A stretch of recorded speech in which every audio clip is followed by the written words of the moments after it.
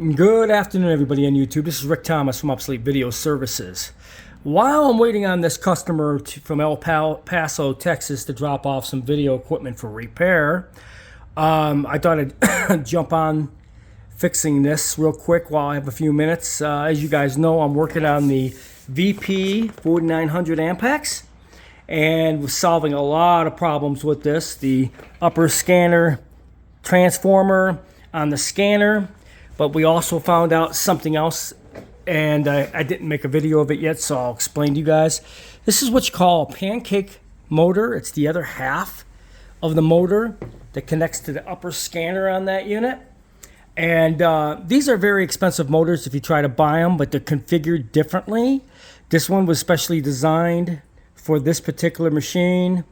And so overall, I didn't have much of a choice. I had to fix this one. So let me explain to you guys what I did. Okay, I had to get from Japan special carbon tips. These are carbon connectors that actually spin the copper in the windings with the magnet that makes it into a motor. Well, this thing was making a lot of noise, and I realized that the carbon connections were wore out. So when I took it apart, they actually fell out. They broke in pieces.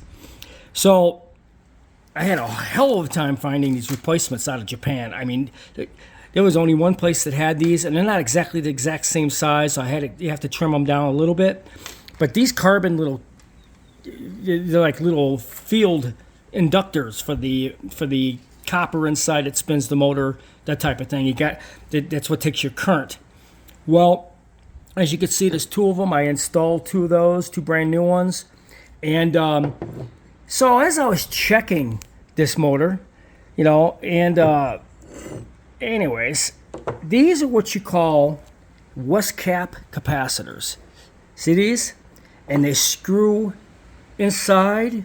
They're special capacitors, very, very, very hard to find. I mean, literally.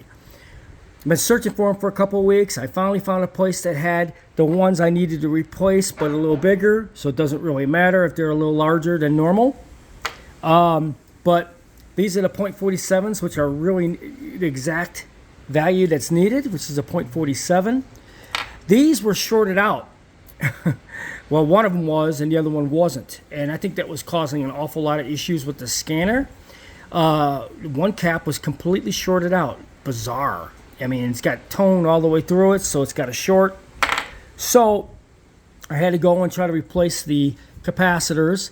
So I found these two on eBay through a vintage electronics wholesale place, and real hard to find. This is the Sprague brand. This is the West Cap brand. Same cap, really. So I had to sit there and really hunt these down. Just got them this morning, finally. So we're able to actually put and install those, how they go on the inside, and then you got your little carbon connectors that connect to your spinning copper wheel that spins it with the magnet and makes the whole thing into a motor. So that motor is what spins the entire upper scanner, because it's all one piece. So anyways, we had to end up rebuilding the scanner too. I mean, this machine shows me no mercy, guys. I'm telling you. I mean, this thing just has so many problems. But we're correcting out all the problems as we go along. So this is the scanner rebuild with new caps, new capacitors, new carbon spinning connectors for the inside to make it into an actual motor. So when this gets put in together again, it's going to make contact with that copper disc, which makes contact with the magnet, which makes it into a complete spinning motor.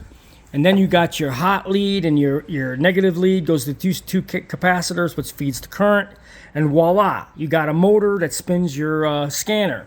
So anyways, we're rebuilding this. This is something I didn't plan on rebuilding, but unfortunately, when it kind of made a lot of noise when it was spinning, and it got worse, so I took it apart and found out that the entire carbon connectors on the inside was split in half, and they were just lying in there. So I had to get some new ones out of Japan. So I had to measure this, and there was only, I couldn't locate them, so I had to contact the company, and they said they could probably make them, but I'd have to wait for them. So they did make these special, and got a whole bag of these. I always have backups.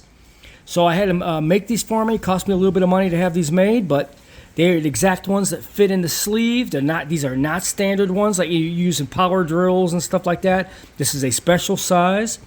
So they made them custom and got them today, and we're going to be putting this thing together, and hopefully we can get this motor going at the right RPMs and fix the problem with the damn capacitors being bad on this sucker. So hope you guys enjoyed this video.